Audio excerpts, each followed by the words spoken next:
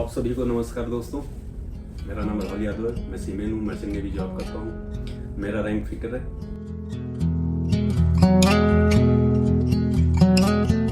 जहाज की लाइफ क्या है, जहाज पे लोग कितने होते हैं, जहाज पे रैंक कितनी होती है, जहाज पे काम क्या होता है। जैसे जितने लोग भी हैं उनका काम अलग अलग है, हमारा काम अलग है, बाकियों लोगों का काम अलग है, तो आपको पता ही नहीं है। क्योंकि जो सोशल मीडिया यूट्यूब पे जो भी चीज़ें हैं वो थोड़ा बहुत हैं, वो भी सीक्वेंस वाइज आपको नॉलेज नहीं मिलता है। जहाज़ पे आते कैसे हैं, जहाज़ की लोगों की सैलरी क्या है, क्योंकि लोग सैलरी के पीछे भाग रहे हैं। क्योंकि लैंड पे जितने भी जॉब हैं सब 30,000 40,000 का। यहाँ पे स्टार्टिंग पेमेंट जो होती है लोगों की वो कम से कम 50,000 40,000 से होती है। तो 2-3 साल जाने के बाद, 4 साल जाने के बाद लोगों की सैलरी, आप क्रू में हो या ऑफिसर में हो, ऑफिसर में तो बहुत ज़्यादा सैलरी है, 2 लाख 2.5 लाख 3 लाख 4 लाख 5 लाख जहाज सेल कर लेते हैं। तो उनकी भी जो सैलरी है ना, कम से कम 80,000 1 लाख 1.5 लाख तक भी है किसी किसी कंपनी में। एक्चुअली सैलरी जो है ना वो कंपनी के ऊपर डिपेंड है और आपकी एक्सपीरियंस के ऊपर डिपेंड होती है कि आपके पास एक्सपीरियंस कितना है, फिर आप कौन से कंपनी में काम कर रहे हैं, प्लस आप कौन से किस टाइप के शिप पे काम कर रहे हैं। क्योंकि यहाँ पे अलग अलग शिप हैं, container ship, passenger ship, bulk carrier, tanker, roro ship, car carrier, cattle carrier. तो बहुत टाइप का जो शिप है ना उसके हिसाब से ही सैलरी डिपेंड होती है, कंपनी कितना दे रही है। हर कंपनी का एक सैलरी नहीं है कि फिटर की सैलरी अगर 1 लाख रुपए है या 80,000 है तो हर कंपनी में 80,000 है। अच्छी अच्छी कंपनी में 1.5 लाख तक की भी सैलरी है, 2 लाख तक की भी सैलरी है। एक्सपीरियंस के ऊपर आप उस कंपनी में ज्वाइन करेंगे तो आपको उतनी सैलरी मिल जाएगी। और ऑफिसर की जो सैलरी है यहाँ पे अगर 3 लाख है तो अच्छी कंपनी में 4 लाख भी है, 5 लाख भी है। कैप्टन की सैलरी यहाँ 10 लाख है अगर, तो अच्छी कंपनी में 12 लाख है, 15 लाख भी है, 17 लाख तक भी है। तो ये तो सैलरी की बात हो गई। तो आपको सैलरी से पहले ये जानना होगा कि लोग होते कितने हैं, रैंक क्या है, उनका काम क्या है, आते कैसे, उस रैंक पे आने के लिए उनको क्या क्या करना होता है, कौन से इंस्टीट्यूट में कौन सा कोर्स करेंगे फिर जाके ये इस रैंक में आएंगे। और अगर उस रैंक में आ गए तो उनका डेली का रूटीन जो है वो किस टाइप का होगा, क्या काम करेंगे। तो इसलिए मैं ये वीडियो बना रहा हूँ।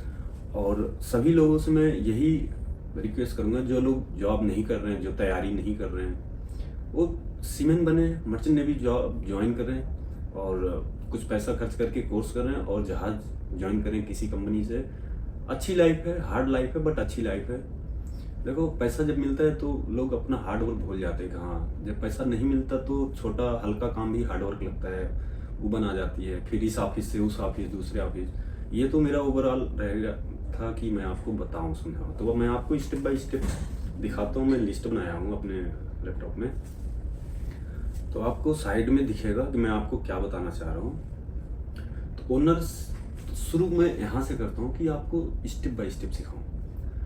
शुरू से सिखा रहा हूँ इसलिए थोड़ा वीडियो लंबी हो जाएगी बट आपको नॉलेज अच्छा मिलेगा। जितने लोग जहाज ज्वाइन करना चाहते हैं, उनके घर में कोई है, स्टूडेंट है, बहन है, लड़कियां भी आजकल कंपनी में आ रही हैं, मर्चेंट नेवी जॉब ज्वाइन कर रही हैं ऑफिसर इंजीनियर में। उनके लिए किसी किसी कंपनी में सेपरेट शिप है क्योंकि उसमें सिर्फ ही लड़कियां हैं, उसमें जेंट्स कोई नहीं है। मिक्स क्रू भी रहते हैं कि जैसे लड़कियां भी मिक्स हैं, जेंट्स भी मिक्स हैं। तो लड़कियां भी आ रही हैं, लड़के भी आ रहे हैं। तो आप लोग से रिक्वेस्ट है कि कम से कम आप लोग तो आओ, जो लोग कर सकते हो यार। जो चीज़ हम नहीं जानते, अगर आप स्टेप बाय स्टेप सीखोगे मेरे वीडियो से तो आपको लगेगा हाँ यार मैं कर सकता हूँ। अगर आपको कुछ नॉलेज चाहिए और चाहिए तो आप मेरे को कमेंट करो, या कमेंट नहीं करो, डायरेक्ट फ़ोन करो, मैसेज करो, व्हाट्सअप मैसेज करो। क्योंकि डायरेक्ट कॉल तो लगेगी नहीं, क्योंकि नेटवर्क रहता नहीं है हमेशा। पोर्ट पर ही नेटवर्क रहता है, जहाँ पे लैंड आसपास होता है नेटवर्क मिलता है। तो आप व्हाट्सअप मैसेज करो। ओनरशिप कंपनी है और मैनेजमेंट कंपनी है। तो मैं ओनरशिप कंपनी में का एक ओनर है, उसके अंदर पूरा जहाज, पूरा ऑफिस, पूरा सिस्टम होता है। वो जो डिसीजन लेगा वही हर जहाज पे, हर ऑफिस में फॉलो होता है। मैनेजमेंट कंपनी क्या होता है कि मेरा, समझो मेरा 10 शिप है, अब मैं उस चीज़ को मैनेज नहीं कर पा रहा हूँ, तो आप दूसरे को मैनेजमेंट ऑफिस को आप दे दो, हैंड ओवर कर दो, भाई आप मैनेज करो।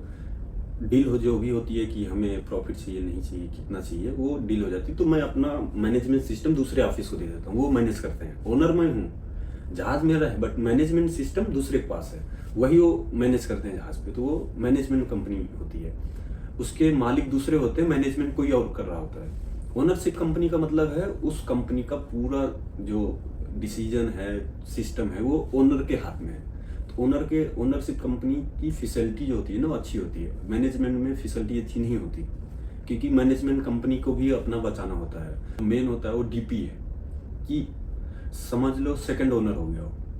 डीपी के नीचे होते हैं सुपरिटेंडेंट। ओनरशिप कंपनी में ये सारी चीज़ें होती हैं, मैनेजमेंट कंपनी में भी होती हैं, बट तो हम अब बात करेंगे जहाज पे रैंक कितनी होती है, कितने लोग होते हैं, सिस्टम कैसा होता है। तो मैं फर्स्ट आपको दिखाना चाहता हूँ शिप डिपार्टमेंट कितने होते हैं। शिप पे डिपार्टमेंट होता है, जैसे इंजन डिपार्टमेंट, डेक डिपार्टमेंट, गैली डिपार्टमेंट। तो आप देख सकते हो कि यहाँ पे लिखा हुआ है डेक डिपार्टमेंट। डेक डिपार्टमेंट का मतलब होता है जहाज पे 3 डिपार्टमेंट हो गया।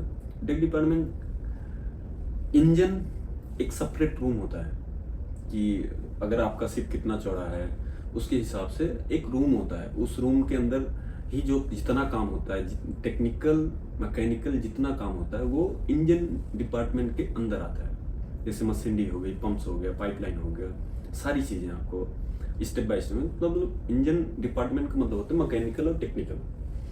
डेक डिपार्टमेंट का मतलब होता है कि इसमें ऑफिसर भी आते हैं, क्रू भी आते हैं। तो क्रू का जो जितने क्रू होते हैं वो डेक पे पेंटिंग हो गई, साफ सफाई हो गया, सामान उठाना बिठाना हो गया, रखना हो गया। डेक के ऊपर, उस इंजन रूम के ऊपर, मान लो इसके नीचे इंजन रूम है, इसके ऊपर जितना चीज है वो डेक है, समझो। तो डेक के ऊपर जो भी मेंटेनेंस जॉब आएगा वो डेक क्रू करेंगे। और डेक ऑफिसर ब्रिज में रहते हैं, ब्रिज में उनका जो भी वॉच रहता है।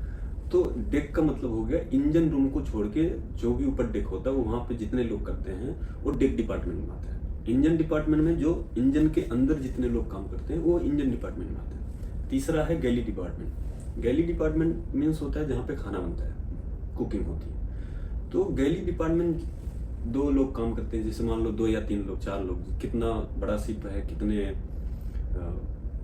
कितने लोगों की नीड है, या कंपनी ने कितने लोगों को डाला है। तो नॉर्मली जो होते हैं 2 से 3 लोग होते हैं। एक चीफ कुक होता है, अगर 3 लोग हैं तो चीफ कुक होगा, एक सेकंड कुक होगा, उसके बाद जीएस होंगे। जीएस भी 1 होते हैं, 2 होते हैं। तो जीएस आपको समझाऊंगा जीएस कौन होता है। जीएस समझो वेटर होता है, वेटर को ही जीएस यहाँ कहा जाता है, जो सबको सर्विंग करता है, खाना देगा, प्लेट धुलेगा, कैप्टन का केबिन साफ करेगा, टॉप क्लास 4 की केबिन क्लीनिंग होगी, मेस रूम जहाँ पे लोग खाना खाते हैं वहाँ पे क्लीनिंग होगी, गैली की भी क्लीनिंग करेगा, वो जीएस करता है। तो आपको डिपार्टमेंट पता चल गया कि डेक डिपार्टमेंट, इंजन डिपार्टमेंट, गैली डिपार्टमेंट। गैली में खाना बनाने वाले होते हैं, इंजन में जो इंजन में काम करते हैं, डेक पे जो ऑफिसर और ऊपर जो जितने क्रू काम करते हैं वो डेक डिपार्टमेंट में आते हैं।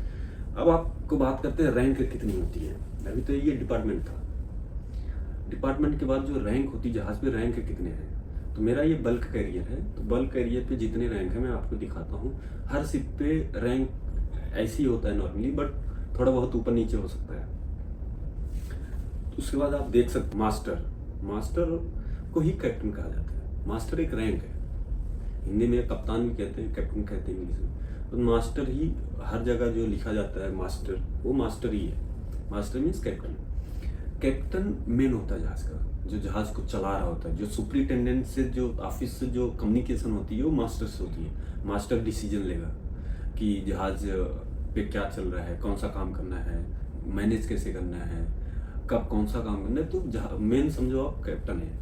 तो कैप्टन के नीचे भी 2 रैंक होती है, चीफ इंजीनियर, चीफ अफसर कैप्टन के नीचे आते हैं। समझो उनकी रैंक एक स्टेप डाउन है। चीफ अफसर ही प्रमोट होकर कैप्टन बनते हैं। चीफ इंजीनियर के नीचे जो होते हैं second engineer, third engineer, fourth engineer, और इंजन कैडेट टीएमई जिसे कहते हैं। चीफ ऑफिसर के नीचे होते हैं second officer, third officer, additional third officer और डेक कैडेट। ये चीफ ऑफिसर के नीचे आते हैं। तो चीफ इंजीनियर के अंदर आते हैं इलेक्ट्रिकल टेक्निकल ऑफिसर, ईटीओ जिन्हें कहते हैं। ईटीओ का जो कंट्रोल उनका इंचार्ज होता है वो होते हैं चीफ इंजीनियर। चीफ इंजीनियर ही उनको काम बताते हैं कि यार कि ये काम करना है, ये काम करना है। वो उनको सिर्फ चीफ इंजीनियर ही हैंडल करते हैं, उनका इंचार्ज चीफ इंजीनियर होता है। उसके नीचे आते हैं पेटी अफसर। आप ये देख रहे हो पेटी अफसर क्या होते हैं कि पेटी अफसर में 3 रैंक आती है। एक बोसन रैंक होती है, बोट्समैन जिसे कहते हैं, बोसन, फिटर और चीफ कुक। तो बोसन पेटी अफसर में आते हैं। ऑफिसर के बाद जो रैंक आती है पेटी अफसर उन्हें कहा जाता है। तो बोसन और फिटर और चीफ कुक ही पेटी अफसर में आते हैं। उनके नीचे रैंक में आते हैं AB, जिन्हें एबल सीमैन कहा जाता है, motorman, Euler, ordinary seaman means OS, और वाइपर होते हैं जो इंजन रूम में होते हैं, वेटर हो गए, वेटर मीन्स GS जो गैली डिपार्टमेंट में होते हैं। तो चीफ ऑफिसर कैप्टन से डिस्कस करके फिर बाकी लोगों को डिस्ट्रीब्यूट करता है कि आपको आज ये काम करना है। तो उनके नीचे सेकंड अफसर होते हैं, थर्ड अफसर होते हैं एंड एडिशनल थर्ड अफसर या डेक कैडेट। उसके बाद बोसन। तो चीफ ऑफिसर जो है बोसन को काम देगा कि आज इतने 5 काम 6 काम लिस्ट बना कर देगा, ये काम करना है। तो बोसन जो है जाके AB जितने हैं, कम से कम 3 AB होते हैं वॉच के लिए।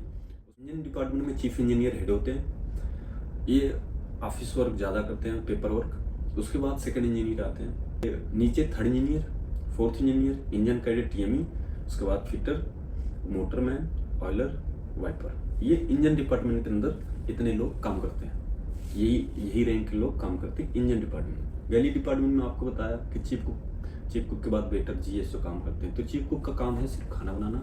ये डिपार्टमेंट है, इतने रैंक होते हैं। फिर किस डिपार्टमेंट में कितने रैंक के लोग कैसे कैसे काम करते हैं, कौन उनको हैंडल करता है। तो इंजन डिपार्टमेंट में सेकंड इंजीनियर हैंडल करता है सबको, जितने सेकंड इंजीनियर के नीचे जितने third engineer, fourth engineer, engine cadet, fitter, motorman, wiper, ये सबको ही काम बताता है। मतलब टूल मीटिंग में डिस्कस हो जाएगा कि आप ये काम करोगे, ये आप ये काम करोगे। ये सेकंड इंजीनियर हैंडल करते हैं।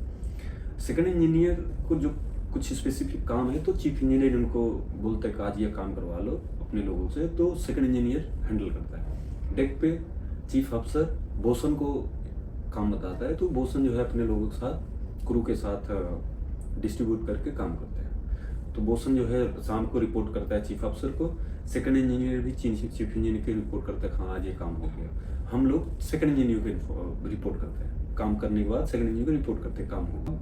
सीमेन सैलरी, तो सीमेन सैलरी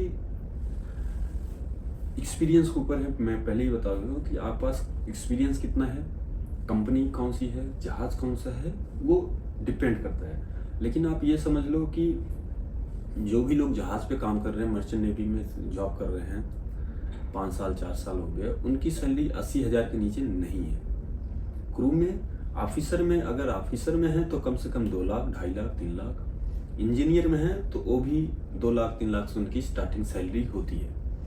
अब आपको मैं बताता हूँ कि जैसे ब्रिज क्या है, कंट्रोल रूम क्या है, इंजन क्या है, डेक क्या है, गैली क्या है, AC क्या है, मतलब सारी चीज़ें मैं आपको पार्ट वाइज दिखाऊंगा। कि पार्ट 1 में आपको ब्रिज या कंट्रोल रूम दिखा दिया, एकोमोडेशन दिखा दिया, केबिन दिखा दिया। मैं आपको पहले दिखा दूंगा आपको क्या क्या दिखाऊंगा मैं। Bridge, engine room, accommodation store, deck store, ship office, engine office, AC room, gym room, galley room, crew and officer mess room, control room, workshop, all machinery, engine room, deck machinery, fire control room, carpenter store, up and forward station, snap back zone, steering room, rope store, bottom. अब मैं बात करूंगा कि आपको ये part wise video मिलेगा। ये जितना हमने लिस्ट बनाया है अभी, इसमें कार्गो ऑपरेशन है, बहुत सारी चीज़ें जितनी हैं और मैं इसमें ऐड ऑन करूँगा, पार्ट वाइज आपको वीडियो दिखाऊंगा। इन जो चीज़ होती है ना, तो जैसे कोई इंसान जहाज पे डायरेक्ट कैप्टन बन के नहीं आ सकता, स्टार्ट उसको कैडेट से करना है।